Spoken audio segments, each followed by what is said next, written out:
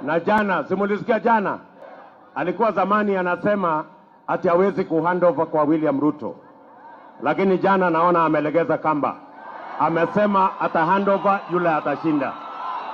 Hapo ni kidole bwana rais, handover kwa yule wa Kenya wameamua, si namna hiyo? Hapo sasa umesimama mahali mzuri ya demokrasia. Na pia jana tumesikia umesema ati ule ambaye atashindwa wewe utaenda na yeye nyumbani. Asante sana bwana rais. Sasa jipange, weka mzigo yako ya kitendawili kwa wheelbarrow, peleka yeye nyumbani, mambo ikwishe. Ama mnasemaje watu wa Eldoret? Ama mnasemaje? Tuko pamoja, tunaelewana? Na ndio mimi nasimama hapa mbele yenu jameni.